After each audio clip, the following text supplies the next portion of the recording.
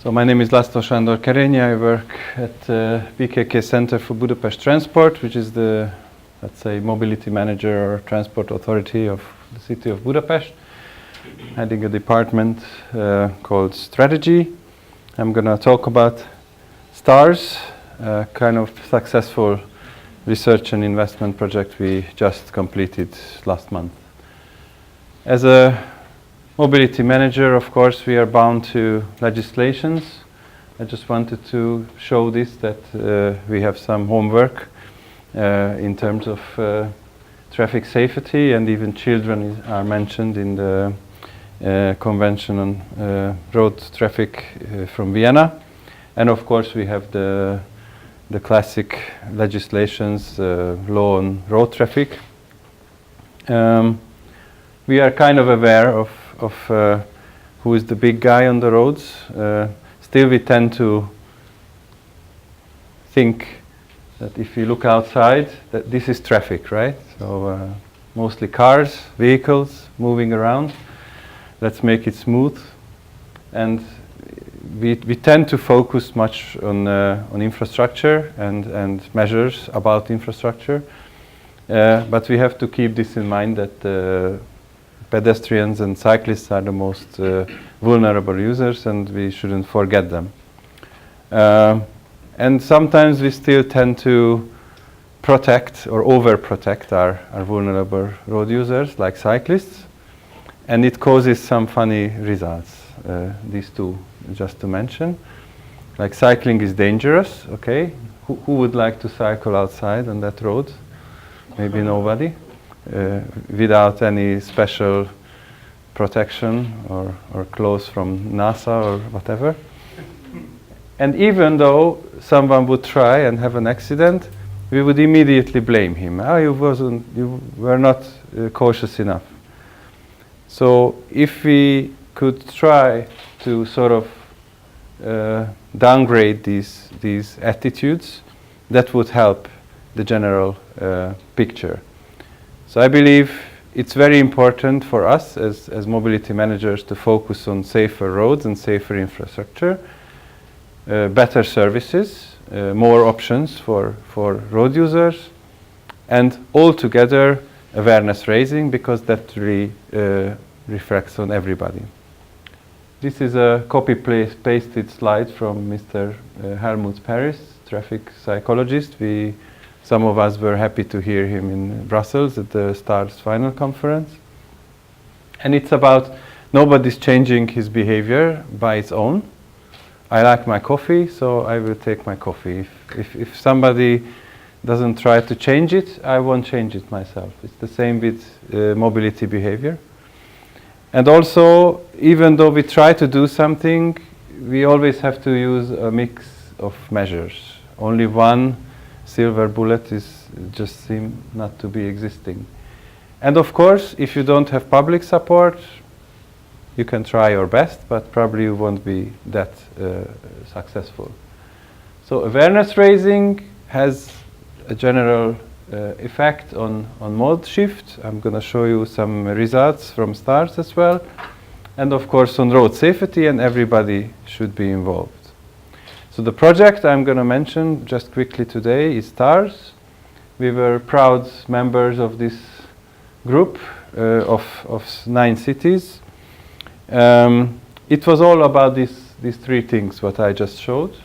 So it was about awareness raising, increasing road safety, and making or trying to make children and some parents to change modes.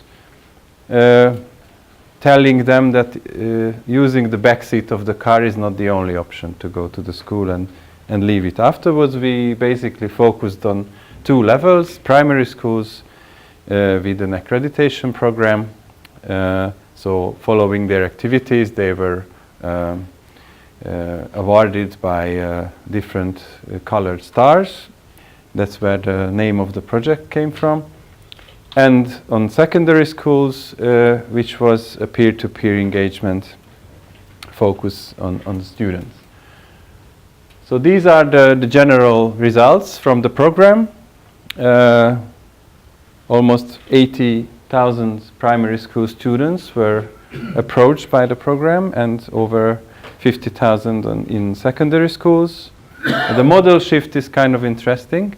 So as I said, the primary schools made some change, about 6% with that number, 80 involved. And the less secondary school students could gain a bigger change. And I believe it's partly because of their involvement, their personal involvement. So this is, I think, a very important figure. And of course, we saved some CO2, but yeah, that's what you can always put in statistics. What was the starting point? And I guess this starting point is kind of differs. In America, I just heard that the starting point is something like children doesn't want to get or buy a car. They don't dream about a car anymore because they see their parents are very angry and stressed. That's what they observe. You know, parents are driving them to school and they get stressed, and they don't want to get that stress when they grow up. So I think it's still a different story in Eastern Europe, I'm sure. I usually put on the Little Mole.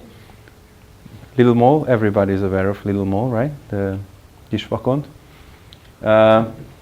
It's 4 or 5 generations. We see it on TV, in children's channel. The little mole is dreaming about a car. It's with us. You can't help it. And you see this starting point. We just asked the school students, okay, who is coming to the school by car and who wants to come to school by car. And the red one is growing. So with the grades, more and more students want to come to school by car, and less wants to come by bike. So it's very interesting that it's still a tendency. So if we can raise awareness at this age, probably the earlier the better, we can stop this tendency and we can change this. We can really have an effect on their behavior. So what we did in primary schools, all the schools involved had to prepare an activity plan. It was always a question of an enthusiast teacher, and if in many cases we could find it, he or she was really into this program. So he or she could really involve all the children. We provided, of course, with the help of the partners from the project, some general tools and games like the traffic snake game or visibility tent or whatever. But we also pretty much try to get their own ideas, because these are the best. They know the local specialties and they can come up with very good ideas, and if they make it, probably some of them are already existing, like they go for an excursion, but it could be easily adapted to the program. So it was kind of popular. These are some pictures of the children doing some activities. And these are the results from Budapest. In the middle, you see the number of awards. So first year, of course, was sort of a trial year. We actually started the whole program knowing that the municipality of Budapest is responsible for primary schools. So we were kind of feeling safe that, okay, if there is no volunteers, we can always ring up the deputy mayor and say like, okay, just get some school for us. In half year, the law has changed and the municipality just gets rid of his schools. So we were kind of afraid that, okay, what happens next? But the number of involvement is pretty nice. And what is more important is the number of schools that actually got some accreditation, some different colored star. The final line is yet a dream, because we still have the school year ongoing, so it's not yet finished, but we hope there will be the first golden star in some schools this year, and we hope to get more and more schools awarded. I have to mention that from many others, Kondo was the best, and we could welcome them in Brussels. A teacher and 2 students from that school, they came to Brussels and got the award personally. The secondary school, as I mentioned, it's more about using own ideas and being involved.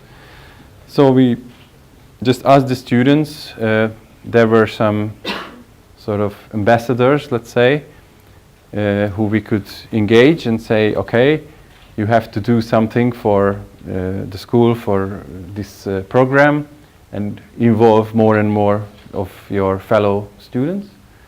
So they did some activities, I don't know, in Facebook or other social media, you know, created flyers, sometimes videos and school radio and all that.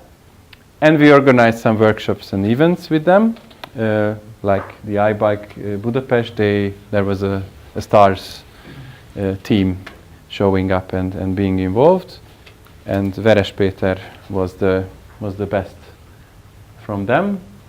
Here are also some pictures, how it looked like. So it was great fun. And this is probably the most important slide today, just to finish my presentation with. I always loved this program. I have 2 kids myself, and I really loved the idea that we should start to do something with children, because generally we are engineers, we are doing our planning and all this classic project management, but we tend to forget the people behind. The whole strategy, new mobility strategy of Budapest is focused on humans. And where else to start than with kids? So I was from the very beginning, I was greatly involved in this STARS idea. So seeing this success and seeing that the project is over, we could easily say, okay, project was successful, we go home, period. But we decided a good year ago, I guess, and we gathered probably at this number of people, police, experts, universities, NGOs, whoever, and started to think, can we somehow continue this work? And the result is coming very soon, I hope. We just signed a cooperation agreement with one of the biggest NGOs, the Hungarian Cyclist Club, a month ago or so, to cooperate, to continue this program, not as a project, but as a program. And not only for Budapest, but hopefully region-wide or nationwide maybe. And we are negotiating one possible sponsors, an insurance company, Unica. And if they get on board, we will have some financial support to continue this program. We can use all the materials and knowledge and experience we gained in the last 3 years. And we really hope that it can grow into a next level. So I'm personally very positive about it, and I keep fingers crossed that everything should go well. So I think that's the final message. Whenever we do some projects, we shouldn't focus on it as a project, but what the project is for, and most probably just use it, what we gained during the project. I think STARS can be one when we can actually do it. That was it. If there are questions, please ask. If you need more details and figures, we can send it to you. Just let me know in email. Thank you very much for your attention.